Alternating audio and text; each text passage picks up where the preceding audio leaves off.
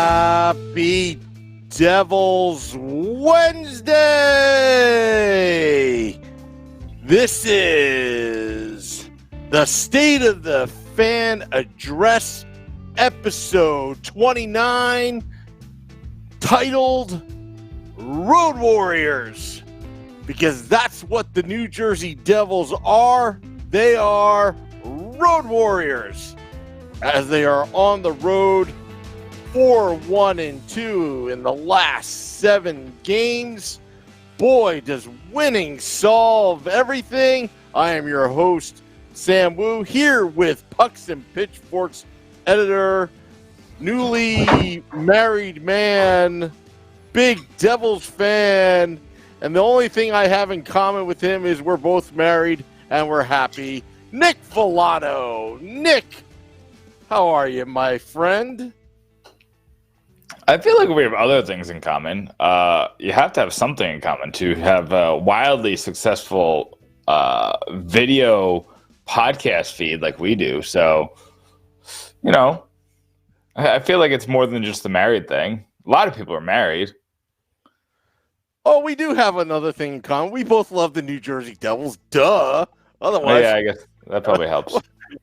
I mean, wouldn't it suck if you were a Rangers fan and you had to do a State of the Fan Address episode on the Let's Go Devils podcast? But you know what? But anyway, I'm just making small talk on a Wednesday. I feel like a winner right now. I just feel like winning. I mean, I was a road warrior last weekend. I drove down to Raleigh, and boy, did I see a lot of Devils fans there. I saw people from Section 208 that I used to sit next to, and I said, "What are you doing here?" And they said, "I live here." I'm like, "You do?" Yeah, they just left Jersey and started their like little triangle of Devil fan groups, which was cool. We did the pop-up podcast in the parking lot, Nick. That was awesome. Fans stopped by, said hello. We're going to do more of these. And also, I'm wearing my Penn State hat because I put it out there on social media that I didn't realize it, but the Devils are 4-0-0 when I wear the Penn State hat. And the first time I wore it all season was against the New York Rangers, and I forgot to take it off, thinking, all right, well, I forgot to take it off for that PJ Ryan's live event podcast. And since then, I've been keeping track and 4-0-0, and everyone says, keep it on. Keep it on. How about you, Nick? I mean, I am one of the more superstitious people I know. I have a system for each sport on my superstitions. Most of them have to do with where I look, how I look, when I look, what time I see it. My only superstition that's consistent with every sport is I have to watch the first play segment, whatever you want to call it, of the game, whether that's the first pitch, the opening faceoff, the kickoff. I have to watch that or I can't watch the game at all. So, really? Yes. As someone with said superstitions and someone who's gotten actually angry because someone has made me miss the Devils opening faceoff and they lost, I understand your superstition, Sam. Oh, that's great. And then I actually started delving deeper, not to get off subject, but I realized I bought this hat before I went to the Penn State home opener, and they're also undefeated as of now. So that was a pleasant surprise. So this is my lucky hat, not rubbing into those Ohio State Devils fans out there or Michigan Devils fans out there. But hey, whatever works. We're going to roll with it. And right now, with the whole Taylor Hall thing that went on, and now the Devils are on the road. Tell you what, Nick, they got a point streak going, 2 straight wins on the road. I know it was a shootout against the Jets, but you know what? A little bit of confidence with this team after what October brought us. will go a long way. Hey, listen, I mean, the Jets aren't no scrubs this year. We thought they might be, but they've been playing pretty well. They were over 500 going into last night's matchup. They're not. I mean, Hellebuck has been playing really, really well.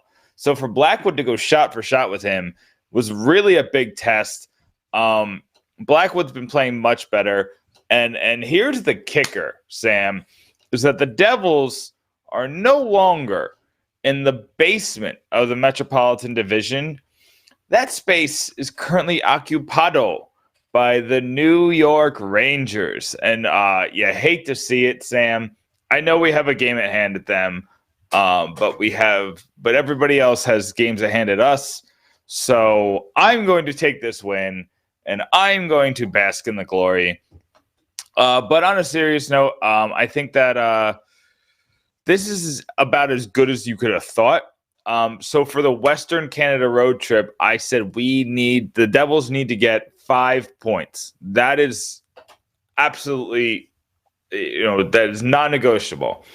So winning that shootout means that instead of having to get 4 points in 3 games, they need to get 3 points in 3 games. So that's much more doable, especially for this Devils team that has been playing a lot of overtime games to start the season.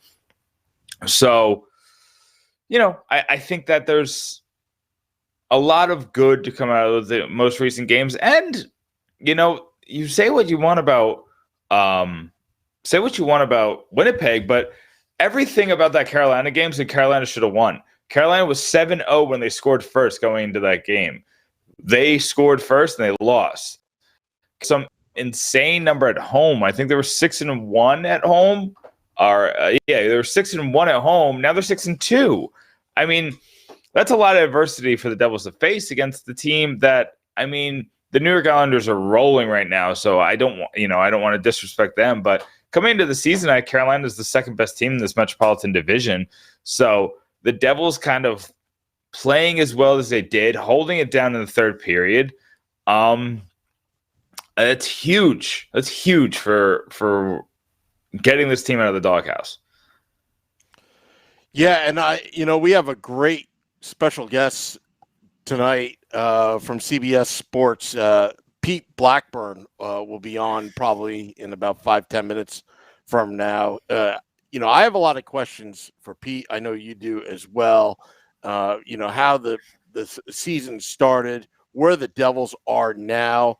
Their defense, they're working on it. It's, I think, going to be a work in progress. But what about Mackenzie Blackwood with the goaltending? Right now, he's the hot hand. You got John Hines and Tom Fitzgerald. You got the hot hand right now. Mackenzie Blackwood's getting it done. And one of the things that, is a good confidence booster for the young kid is the back-to-back games that he played with the Flyers and Hurricanes, and continuing to play with him. It wasn't, when I was down in Carolina, it's, seeing Corey sit on the other side. He wasn't even sitting on the bench, but the other side, because that's the only room that they have for him. When you say as of now, this is Mackenzie Blackwood's team. I'm not saying that yet. It's so I don't think this is ever going to be anybody's team. Ever since John Hines got here, John Hines has ridden the hot hand. That's what he does. He's always ridden the hot hand. That's what he's been known to do. And I don't think that's gonna change. I went into the season saying that. If Corey Schneider had a bad week, it was Mackenzie Blackwood's job. If Mackenzie Blackwood has a bad week, guess whose job it is? Corey Schneider's. If one of them gets hurt, he'll let Louis Domingue trying to get hot. Who knows? John Hines is not a person who is loyal to his goalies. Absolutely not. He's not loyal to anybody when it comes to the lineup. He'll sit Taylor Hall in the press box if he has a bad month. That's how he's always dealt with his lineup. And when you look at Blackwood, he had that horrendous game against the Arizona Coyotes, where he allowed 4 goals on 16 shots. That was just a terrible performance by him. And he's bounced back in a big way. You know, he took the Flyers all the way into the shootout, allowing 3 goals on more than 30 shots. Like we said, that Carolina game the night after, we forget he played a back-to-back, but the first game of the back-to-back was a shootout. So it was as long as he possibly could have played.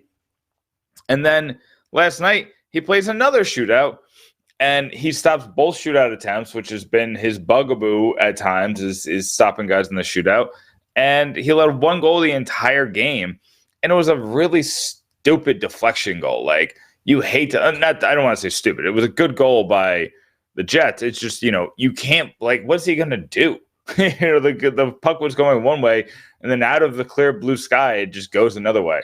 So I think Mackenzie Blackwood is playing out of his mind. He's really saved his save percentage with last night's performance. He's up to an 891, which is not good. Don't get me wrong. But he's got the bad performance the first night of the season where he had to come in for an injured Corey Schneider, and then he had that bad performance against Arizona. You take those 2 out, and he's well over 900. So, I mean, you got to take the good with the bad with Mackenzie. But like I said, I think that it's going to be a goalie by committee the entire time, and you're never going to have a true starter like the old school Jonathan Quick or like Carey Price in Montreal. It's never going to happen like that. Yeah, I would agree. But you know what? I mean, how do you go back to Schneider full time at this point? I mean, it would take a total calamity and collapse of Mackenzie Blackwood's game. I mean, he's had a little bit of, but it wouldn't. It absolutely wouldn't. It would take one bad game, and then he's going back to Schneider. Well, I don't. One bad game, and he's going back to Schneider. I mean, I'm not saying it's the right decision. I'm not. Yeah, no, that wouldn't be my decision, but that's going to be what John Hines does. And you know what? I agree with you on that, but at the same time, this is what pisses me off about John Hines. He does everything opposite that I want to do, right? But you know what? That's why they pay him the big bucks to coach. I mean, who would want Sam Wu behind the bench? I mean, that would be a kind of a carnival circus behind the bench if I was running the New Jersey Devils. Yeah. I mean, I think if any one of us fans were coaching, things would go pretty badly. I'm just surprised people like to read my opinions on this stuff. But it's kind of crazy. And like you said, you mentioned Taylor Hall real quick, and we're going to get into that with Pete. I specifically asked him if we can talk about that, and he's down for it. I'm excited to see what he has to say with the national, because Sam, I've been listening to the national people, and Sportsnet was talking about it, and your boy Bob McKenzie was talking about it. Bob McKenzie says that there's a 25% chance that Taylor Hall ends the season on the Devils. 1 in 4? That's stupid. I'm sorry. I know Bob knows a lot more than me, and he's much more connected than I am. But just reading the tea leaves, that either he knows something that nobody else knows, including Ray Shero, or he's just kind of, I don't know. I don't know what he's doing there. That doesn't make sense. Yeah, I hate speculators, but Bob McKenzie's the best in the business. I mean, I hate reading about it. It drives me nuts. A lot of, there's a lot of quote unquote keyboard warriors on the internet that think that they know everything and they've got sources and this and that. But when it comes to Bob McKenzie or Darren Dreger or, and some of these professional hockey writers, they know their stuff, and I take it seriously. But 25%, like, where do you get these percentages? Seriously, like, how do you get these percentages? I don't know, but that tells me that Taylor Hall is. Oh, don't start this. No. I wasn't trying to do that. Just a Freudian slip. That, hey, maybe he's good as gone. But why don't you ask Facebook Live before I get Pete Blackburn on. Yeah, I mean, Facebook Live, I want to know, what do you think about that? Do you think that, I mean, is that just, where do you think that comes from? Where do you think that these experts who are basically saying that Hall is as good as gone, where do you think they get it from? Because, I mean, I'm just curious because I was listening to Hockey Central at noon, and they were talking about the Devils. They were saying they were playing better, and I thought it was going to be this positive segment. I'm like, oh, cool, national exposure for our Devils. But then all of a sudden, we're talking about Taylor Hall leaving and the situation that Ray is going to be in if the Devils continue to play well and he doesn't resign. And basically what's the situation at hand is, Hall is having his agent meet with Ray Shero this week while they're on this Western Canada road trip, which is wonderful. Love that. Love to hear that. That sounds like they're making progress. But then we hear things like they aren't going to talk about money. They aren't going to talk about term. They aren't going to talk about what are they going to talk about? And then we got people like Bob McKenzie, who I love Bob McKenzie. Bob McKenzie has put a lot of great things out there that have been good for the Devils. And, he's always on his stuff. But this one just seems like it was kind of out of left field. So I'm not really sure why he said what he said. But, I mean, it is what it is. The Devils have the best possible player going to free agency this year.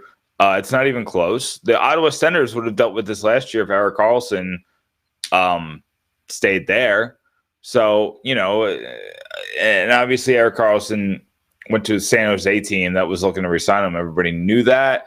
And it's kind of the most likely situation was him staying there. So it kind of made it a little different when he got there. But, I mean, just think about Steven Stamkos. When Steven Stamkos was a free agent,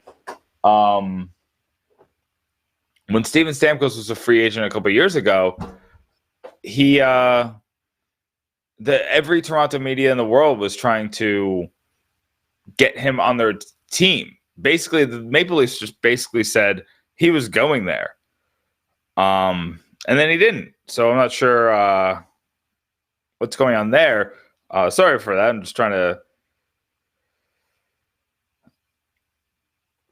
Anyway, so I look back at that Stamkos thing a lot because he was basically penned into the Toronto Maple Leafs lineup for the next season, and he didn't go there. He didn't even go to free agency. He's re-signed with the Lightning on a great contract for them, and it was nary a situation. One thing that I did notice on hockey, on the Sportsnet radio show, is that they said that Taylor Hall was going to make somewhere in the Tyler Seguin contract range, which is just under $10 million a year.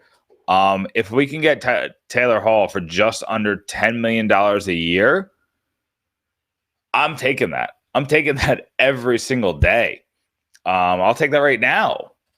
If he's ready to commit to, even if he says I want to commit for 5, well, he probably won't say it. If he wants 8 years, $9.85 million a year, I'm taking that every single day and twice this Sunday. Sam, I see that you're back. Yeah, I'm definitely back. And we got a special guest on the Bobby's Auto Care hotline from CBS Sports, Pete Blackburn. Pete, this is the State of the Fan address with Sam and Nick. How are you? I'm good. How are you? Oh, we're doing well tonight, Pete. It's a really good. You came on at the right time because if you came on the last 2 podcasts, it's a really sad state of affairs for us as Devils fans. We were staring at being the worst team in the league again, fighting for that number 1 pick again, and just a lost season. But a couple of wins, a couple of overtime losses, 6 more points in the standings, and you get to see a much happier Devils team. So. We welcome have you on this happier version of the State of Fan address. Yeah, I'm glad that I was able to kind of outweight the the terrible start that you guys had there. I know the plan was for me to come on towards the beginning of the season. That didn't happen. Probably a good thing considering how messy and miserable the beginning of the season was for New Jersey. Yeah, Pete, I think you and me were being considered for that fourth line role at those first couple of games. We didn't end up getting there, but we were close. But obviously, Pete, we're talking about Taylor Hall tonight. There's a very big meeting this week between his agent and Ray Shero. But I mean, how big is it? Because now all of a sudden we're hearing that they're not going to talk term or money. So, Pete, in your expert opinion, like, what is this meeting about? This random in the middle of November meeting between an agent and a general manager. I mean, if I had to guess, probably, the direction of the team, sort of like the plan that would be in place probably over the course of a next contract and possibly what that next contract might look like and what Taylor Hall would be asking for. I think that there's probably an expectation to kind of put in place a framework that you find out as a general manager whether that's workable. And if not, then you have to, start exploring other options. It's obviously not ideal, but if you know for sure that you're not going to be able to retain a guy like Taylor Hall, you have to, kick into asset management mode and find a way to get something for him rather than letting him walk for nothing. So I would assume or guess that, this early meeting is to sort of start to figure out whether or not he is in their long-term plans. Yeah, that makes sense. Now, do you think the Devils should put a cap on Taylor Hall's contract, or because of the situation they have trouble signing free agents? Do you think they just, if he wants to be here, they hand him a blank check and then call it a day? No, I don't think that's good general managing. I think for any player, you probably want to put a cap on the number that you're willing to give them. I don't think that, maybe unless it's like Connor McDavid or something, I don't think that you're going to hand Taylor Hall a blank check and say, whatever number you want, we're so desperate that we'll keep you around here. And the Devils have some good young talent and they've got some things in place. Obviously it hasn't fully clicked yet. But I think that Taylor Hall has to have a number, and you have to have a number for Taylor Hall because, he's a very good player, but he's not a blank check player. That's for sure. Okay. That's an interesting point. I think that tells us a lot that, a lot of the people are looking at him and he's not a blank check player. I mean, like you said, that's usually saved for the Connor McDavids of the world. But, 2 years ago, we were thinking 13 is the number, especially after we saw what Panarin got. But now it's looking a little different. Now, just focusing on the team as a whole, they didn't, like we said, they didn't start off very well. They actually started off about as bad as you possibly could. Not only were they losing, but they were blowing huge leads. I think it was like something like 3 in the last 1,700 4-goal games that ended in wins, and they lost. So, they put themselves in this huge hole. They were last in the division for a while, but they're starting to dig themselves out of it. How hard is it for a team to make that kind of move and even just to get competitive for the playoffs, to go from last in October to dig yourself out game by game? Well, I mean, it's hard. You don't want to start off that way, and especially when you've got a pretty new group, and they definitely had a new group there, and things were exciting heading into the year. So to sort of like stumble out of the gate and do so in the embarrassing fashion that they did, it's not great, especially when you've got young players and you're trying to build up confidence and things like that. But it's not the end of the world. I mean, you look at what happened with the St. Louis Blues last year. I mean, they were last place in January, at the beginning of January, and they came back and won the Stanley Cup. Obviously, that's sort of a rare occurrence. But, I don't think that if you're the Devils, you're looking at it, we're in last place in October, the season's over. You still have a chance to bounce back. You still have a chance to sort of gain your footing a little bit. And like I said, there's a lot of young players there. There's a lot of new players there. There's, I'm assuming that a lot of people kind of went into this year saying maybe there's going to be some growing pains. And it was really bad out of the gate, but we've since seen them sort of recover a little bit, and hopefully that gives them a head of steam and gives them a little bit of confidence moving forward. You can put October behind you and start looking ahead. Yeah, and just kind of building off of that, you said that a lot of people are going to look at this and say there are going to be some growing pains. Is that because of the youth of the team, or do you think that's just because they added so many new players at once? Yeah, I think it's a case of both. But anytime that you change over personnel as much as they did, there's going to be there's an adjustment period. You have guys who are coming in from different places, whether it's the KHL, whether it's different teams, whether it's from juniors or the development program. Anytime you bring a bunch of those people into a new organization and a new system, and they're playing with new teammates and learning from new coaches and stuff like that, there's a learning curve, and it's just going to happen. And maybe it doesn't happen right out of the gate. Maybe it happens when you hit a speed bump a couple months into the season. Maybe it happens towards the end of the year because of usage or something like that. But I think that it's certainly fair that the Devils struggled out of the gate, and obviously the way that it happened wasn't ideal, and again, it was embarrassing. But I do think that you can look at it, take a step back, look at it, and say, okay, bunch of new guys here. Maybe this was sort of in the cards, and now they're learning from it. Maybe it was in the grand scheme of things, big picture wise. Maybe that was a good thing for them to kind of be able to go through that together as a new unit and be able to learn from that moving forward. So we got a lot of people are really kind of talking a lot on the on our Facebook comments right now. A lot of people saying things about Taylor Hall, possible Taylor Hall trades, what they can get. A lot of people are talking about the goaltending, but one thing that kind of stood out for me is from Gary here. Gary asked what made the difference for the Blues that season, where they were the worst team in the league for the first half and then the best team in the league for the second half. What would you say changed? Well, I mean, first and foremost, the goaltending. You look at the fact that Jordan Binnington came in and, he was spectacular coming in to that team and gave them the sort of stability in net that they hadn't had for years. And it's not really a coincidence that, their second half turnaround began when he was called up and sort of started around his very first start.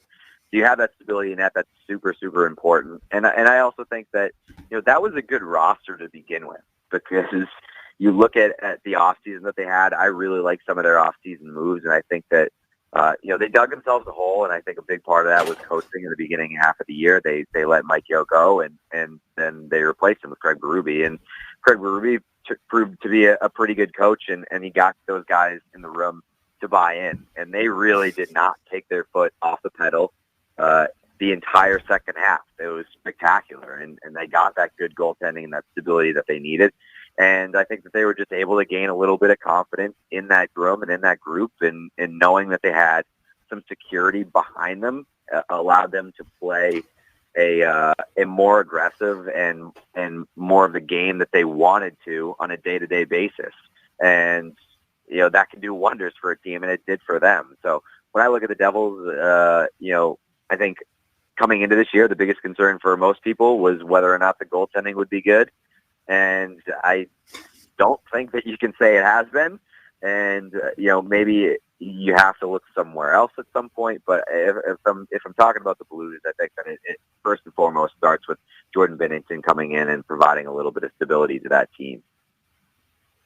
I mean, is there any, I'm kind of going off the script here, so I apologize to you because this is not what you prepared for. But I keep hearing things that you're saying me, and that I'm like, oh, I want to know a little bit more. But as far as goaltending and saying something they might have to go out there, is there something out there? I remember there was a rumor, and I mean, it's a rumor, so take it with a grain of salt. But there's a rumor that there was talks about a Jonathan Quick addition for the Devils.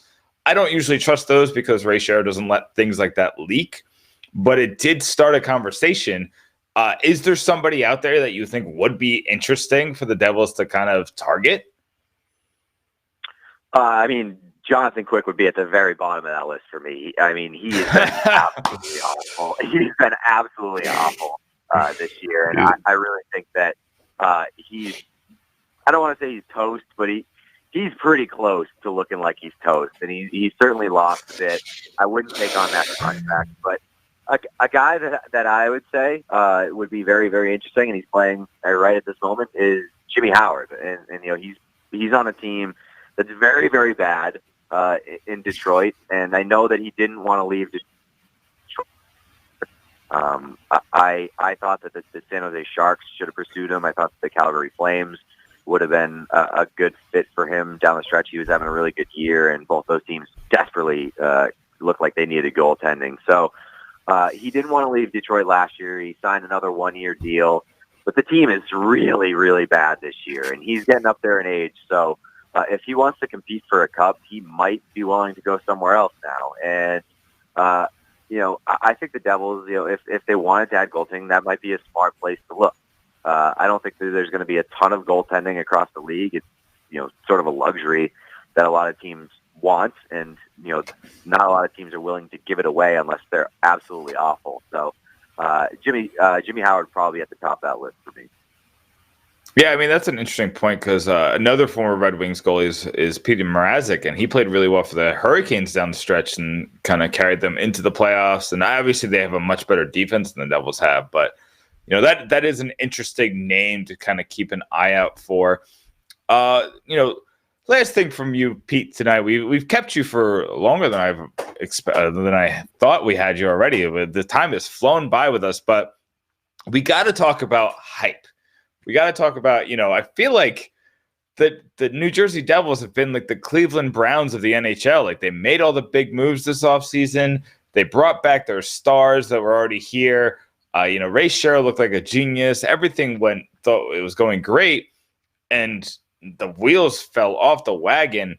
So did we just overhype this team, or do you think that this is just a team that was going to always take, this is a lot of moving pieces. There's a lot of personalities, there's a lot of different situations with this team. Was this always going to be a team that took time to gel? I think that, I think that you can expect a little bit of time to gel, but I also think that for a large part of the hype, I felt like a lot of people were overlooking the goaltending, and I kept saying, like, I loved a lot of the additions that they made during the off season, but it wasn't a sure thing that they were going to make the playoffs because you still had a very big question mark in net, and they haven't gotten good goaltending to this point. Obviously that's not the only issue to this point in the year. I think that coaching's been an issue. Defense has clearly been an issue.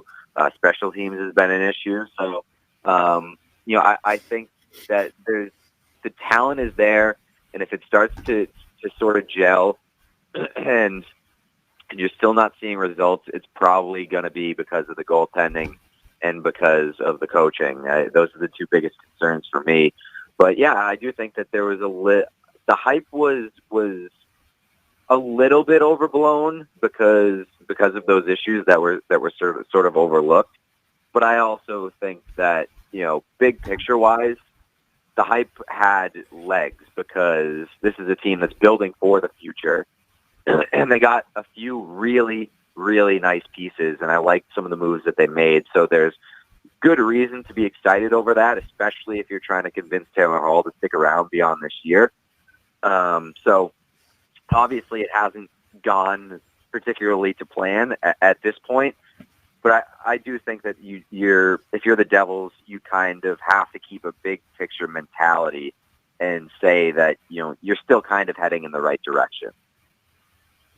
And just one quick thing, just because you mentioned Taylor Hall and trying to keep him, how long do you wait on that decision? Again, I think that if you can get sort of a framework or an idea that you can get it done this year or before free agency opens, and that he's not adamant on testing the market, I think that you don't put a mid-season deadline on it. I don't think that you have to deal Taylor Hall if he's willing to stick around. I think that he's the kind of player that, if you're the Devils, you might be willing to risk losing him for nothing. Obviously, that's far from ideal, and you definitely don't want that to happen. But I also think that you don't want to rush into a trade just because you're not totally sure that he will stick around. I don't think you want to get fleeced on a deal at the deadline with him having half a year of control. So it's an interesting thing to approach, but I don't think that you want to panic on it. But you have to have some idea where he stands when you're approaching the deadline. Well, Pete, you've been writing like a madman lately. Just looking at your CBS Sports profile, you got looks like about 7 or 8 articles today alone. So, do you got anything to plug? You got anything interesting coming up? Something cool you want our New Jersey Devils fans to keep an eye out for? Yeah, I mean, every week I have my power rankings, and I've been having some fun with those. And I like to sort of take a different approach with the power rankings. I like to add a little bit of humor and a little bit of insight as well. So those are every week on Tuesdays on CBSSports.com, and then on Wednesdays I have my weekly column, which is called "Please Like My Sport." It's basically just things to enjoy about hockey that week. And I have fun with that as well. So those are the 2 weekly things that I have. But in the meantime, and on the other days, I'll be writing about hockey. And so if you want to go to CBSSports.com, you can find my stuff there. And Pete Blackburn, I got to talk about this week in hockey. Matthew Tkachuk scores big goals and takes big poops. That's his Please Like My Sports for this week. So, I mean, you got to go check that out. I know I might be overselling it, but man, I can't wait to read that after the podcast. I'm not going to lie to you, Pete. But Pete, thank you so much for coming on. I really appreciate you giving us some of your time. Absolutely. Thank you for having me. That is Pete Blackburn of CBS Sports. Do I hear a train in the background? Probably. Oh, okay. I've never heard a train at my house before in my life, and there's one tonight. I don't even know where there's trains tracks. You know what? I think it's PK Subban steamrolling into town. I think that's what it is. As long as he doesn't turn over the puck on the way. Oh, sorry. But Pete Blackburn, he was a great guest, man. I was just enjoying just listening in the background, producing, this and that. He's pretty articulate, and his stuff is very, very good. Yeah, I mean, I always feel bad because I try to at least give them a heads up of like the topics we're going to talk about, and obviously you're never going to coax answers or anything like that. But I just a little behind the scenes, I do tell them, hey, these are the things I plan on hitting, so they can kind of study up on it, look up on it. But Pete was just hitting these topics. I was like, oh, I need to hear more about this. So I had to ask him the follow-up questions. I always feel it. That's why I apologize, because I feel bad.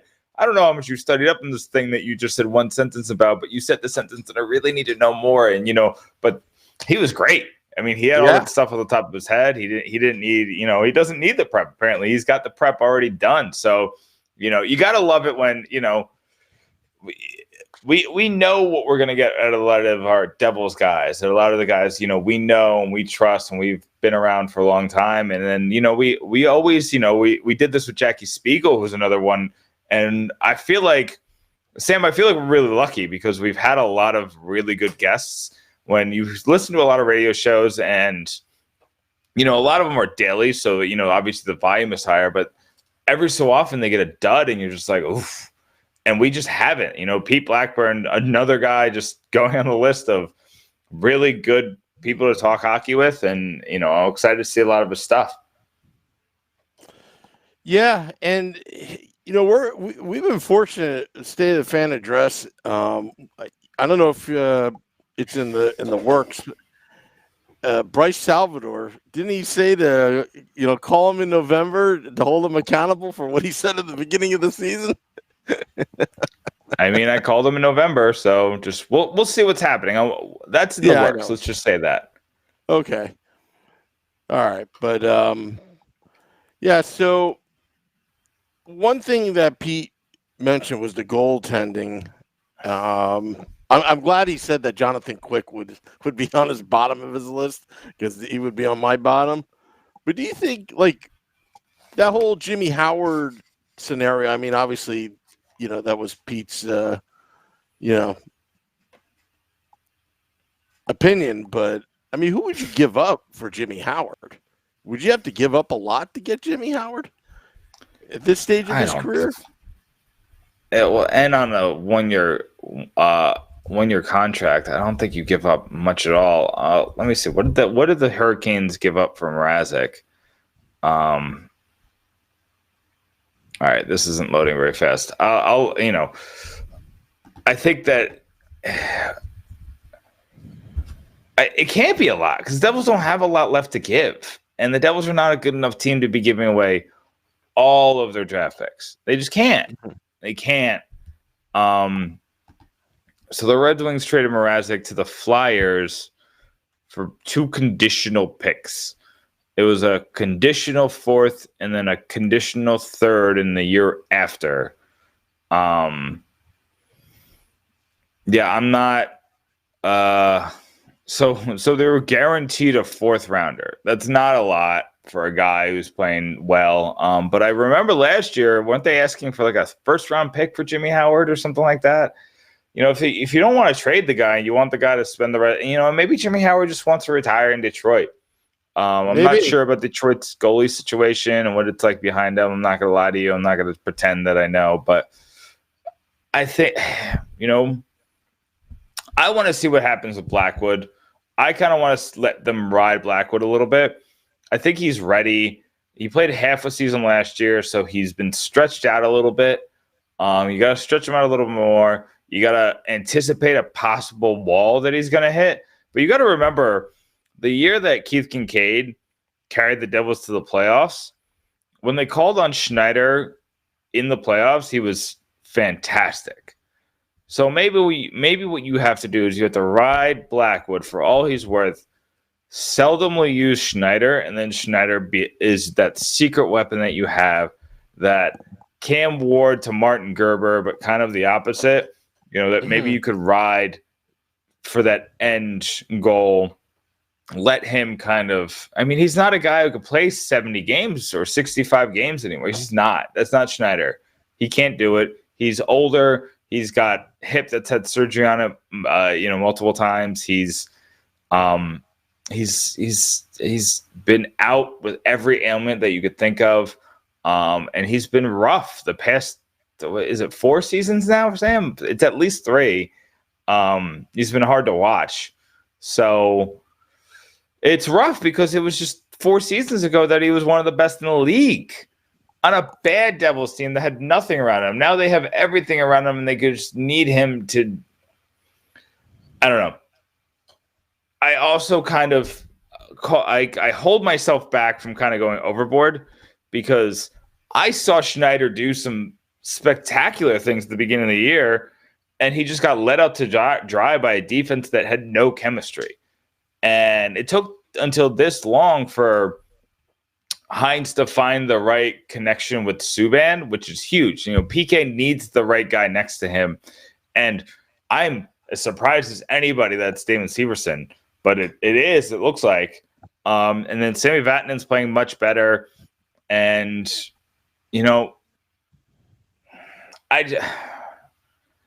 I need Schneider to kind of get used to what it's going to be like behind this new defense.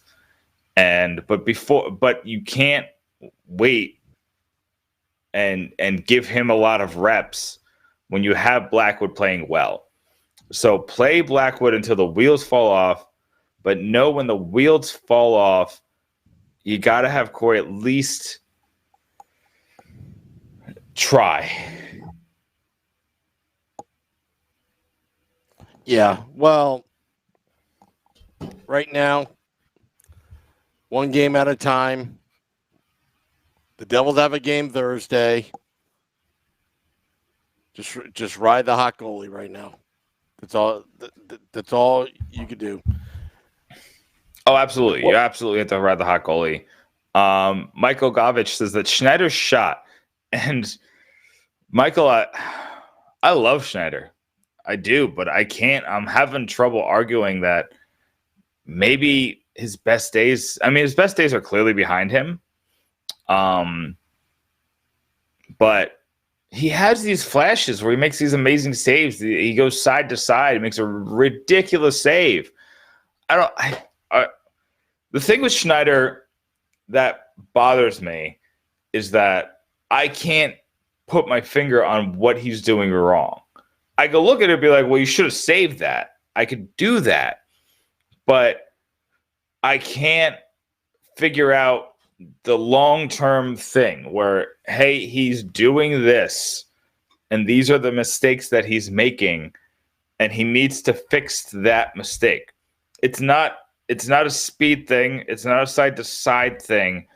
It's almost like a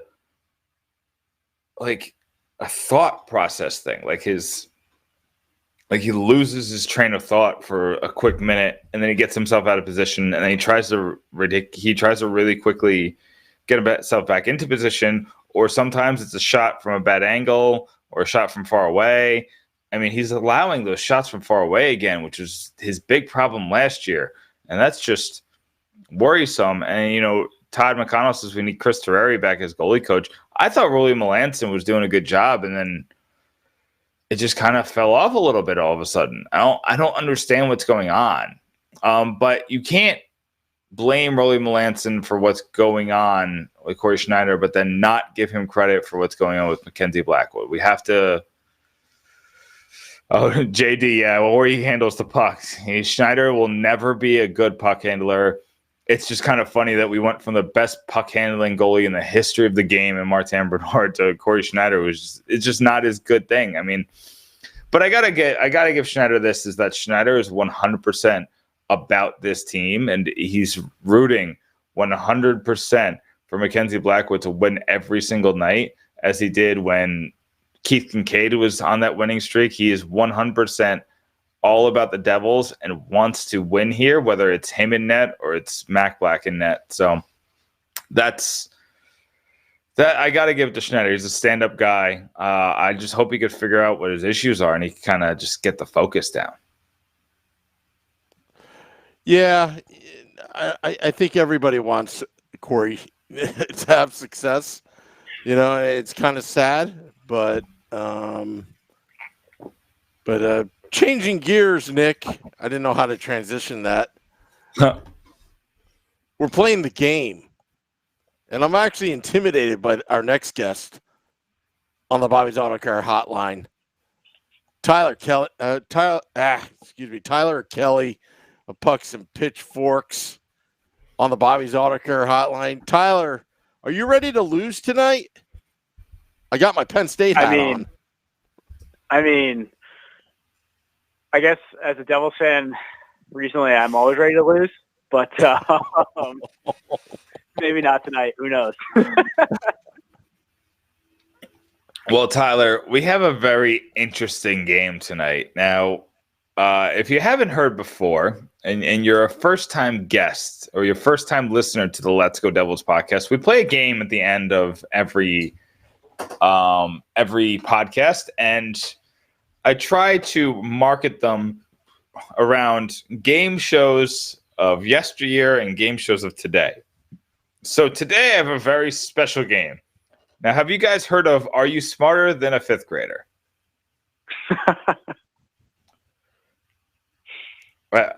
I'm assuming by the laughs and the look I'm getting from Sam, we've heard of it. Well, today we're going to be playing Are You Better Than a Miles Wood? All right. So, Tyler, this is your first time as a game guest. So, being the away team, you are going to go first. Now, how to play Are You Better Than a Miles Wood is I've gotten players from today and yesterday that have played for the New Jersey Devils that have certain stats. I'm going to give you the player and the stat, and you're going to tell me if that stat is better for Miles Wood or better for that player. Does everybody know how to play the game? This is a good game for me. Let's do it. Are you ready, Sam? I'm ready. Okay. So, Tyler, we're going to start with Nico Hischier. Is Nico Hischier's career Corsi percentage higher or lower than Miles Wood's career Corsi percentage? I'm gonna go with Nico's being higher.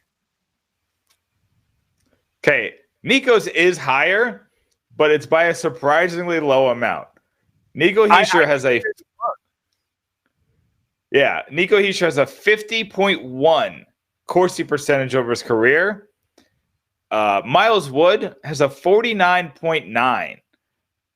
So I know that we've spoken about how Miles Wood's Corsi percentage is inflated by those kind of random shots that he just throws on the net off the fast break, but I thought I could get you to kind of overthink there, Tyler. So good job getting that one. I was really debating that one in my head because I know Miles Wood has great underlying numbers, so that was a tough one. So now we're gonna go to Sam. Sam, you're down here. How does it feel to be you're behind already? Oh, this is like the shootout. I just got to match him on this question. Okay.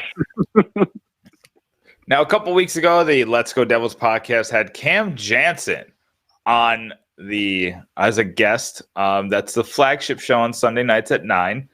Cam had a lot of interesting points to make, and ever since then, we've tried to sneak him into these games. So, obviously, when I'm talking about Cam Jansen and Miles Wood, I'm going to be talking about penalty minutes. So, Sam, did Cam Jansen or Miles Wood have a larger career high penalty minutes in one season? Whew. I would say Miles Wood had a higher. You are incorrect, Sam. Cam Jansen, one season, had 190 penalty minutes. In his highest season, Miles Wood has 91 penalty minutes. I was overthinking it. I've been jinxed by that overthinking. I'm figuring this is what I was figuring, just so I don't look like a complete idiot. I was figuring that Miles Wood played more games in one season than Cam Jansen. Oh, he did. Cam Jansen didn't play a lot of games for the Devils, but he was in the penalty box all the darn time. That's my whole point. So I'm thinking 82 game season. Maybe that's where Miles Wood made up ground. But then again, I really never did see Miles fight as much as Cam Jansen. So anyway, I just spotted Tyler the lead. No big deal. Catch you. So Tyler, this one's going to be an interesting one. I have no idea how you're even going to think of this, but it's a stat that you hate. So I had to give it to you. You're going to give me plus minus, aren't you? No, I have. There is a plus minus question because I just think it's funny. But God. Jay Pandolfo was one of the best defensive forwards in Devils history. Was his career high in defensive zone start percentage higher than Miles Wood's defensive zone start percentage this season? Ooh, that's a really tough one. I'm going to go with no. So, which player are you picking? I'm going with Miles Wood has higher this season than Pandolfo's career. You're correct. Miles Wood has a ridiculous 67.1% defensive D zone start percentage. Jay Pandolfo's career high. Now, granted, Pandolfo only had about 7 years of his career where they tracked this stat, but his career high was 61.7. So, Tyler, you were going to say something. Doesn't start anywhere other than the defensive zone. I mean, but it's an interesting strategy because he's been doing really well at getting on the rush and I mean he's been playing his game the past couple of games, so I kind of like it. I kind of like this, but Sam, I like it because of how good he is in transition, so it works. So we moved to Sam. Sam's rubbing the Penn State hat. You're going to need that because you're facing an undefeated team this week in Minnesota. So hopefully you got the luck on your side. Sam, we're going to go to my favorite player of all time, Bobby Holik. Does Bobby Holik have more goals per game over his career than Miles Wood? Of course he does. Okay, you got that one right. Bobby Holik does indeed have more goals per game than Miles Wood, but it's closer than you think. Bobby Holik scored 0.25 goals per game. Miles Wood scored 0.18 goals per game. Bobby Holik probably not helped by the last season where he played 62 games, and I think he scored like 4 or 5 goals. Not a good last season for Bobby Holik there. So I rubbed the lion on my Penn State hat. But Facebook Live wants me to, keep on tanking. But, but I'm wearing the Penn State hat. I'm always a winner when I win the Penn State hat. So, Tyler, if you get this one, you win the game. So let's see if you can win the shootout. Sam Wu. Who had more shots per game over their career? Miles Wood or Scott Stevens? I'm going to go Miles Wood again. He just crosses that blue line and lets it rip. So let's go with Miles. Sam, I'm sorry, but you've lost the game. Tyler is the winner. Woo. Scott Stevens has 1.98 shots per game over his career. Miles Wood, 2.17. So, Sam, I'm sorry. I want to recount. Do you know I want a recount of this. Sam, do you want to answer the last question? All right. If it only means that we go to sudden death. It doesn't. But I'm going to ask you anyway. Sam, who has the worst? Oh, I'm sorry. What is worse? The player with the worst plus minus in history for one season, or Miles Wood's career plus minus, which, by the way, is terrible? Could you repeat that again? So, what is a lower number? The worst season, one season, for plus minus in history, or Miles Wood's cumulative plus minus?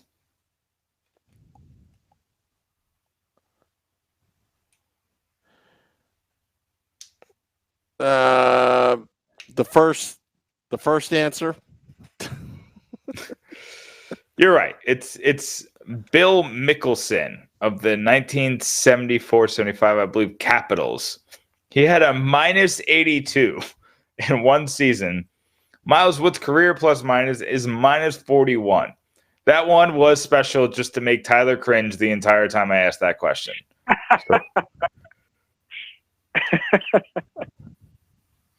But Tyler, plus minus is such an easy stat for me to understand. For sure, simple. You score a goal, you get point. You don't get point.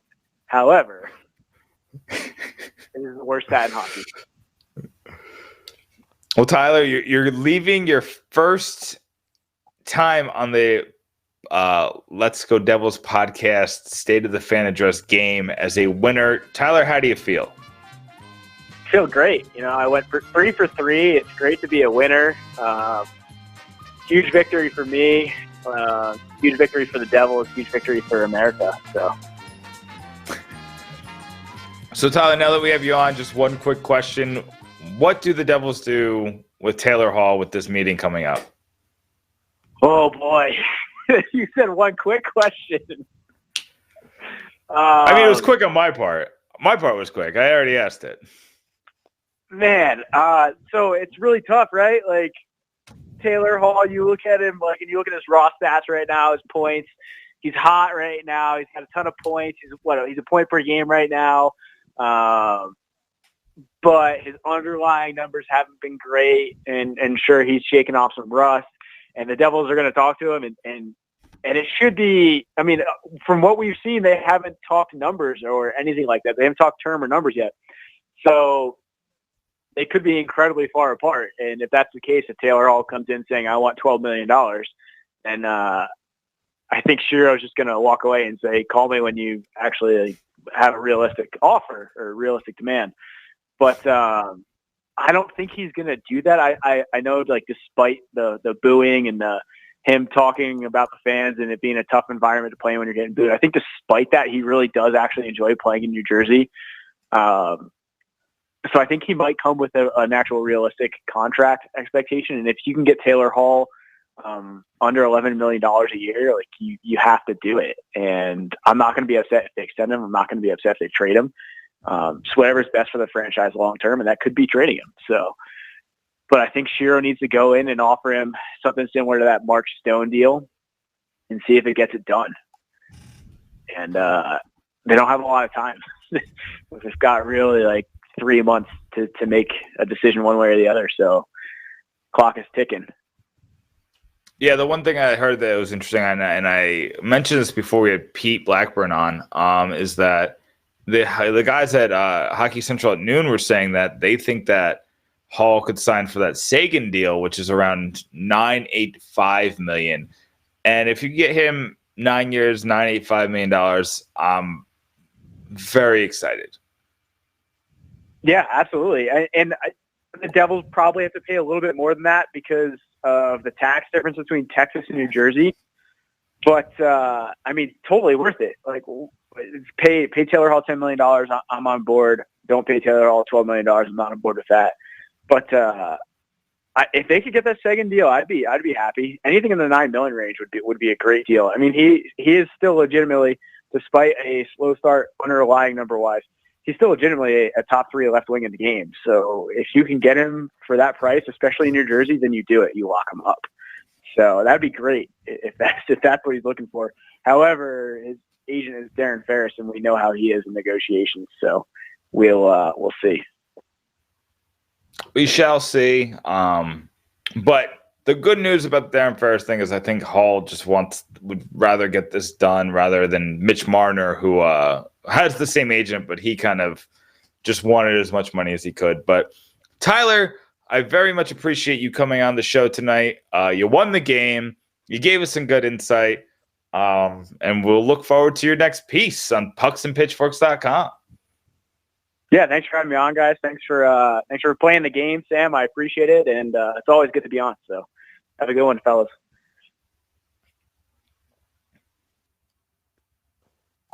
I was just being a sore loser. Sorry. That was Tyler. Sorry. That was Tyler Kelly, Doc Kelly, the Pucks and Pitchforks blog.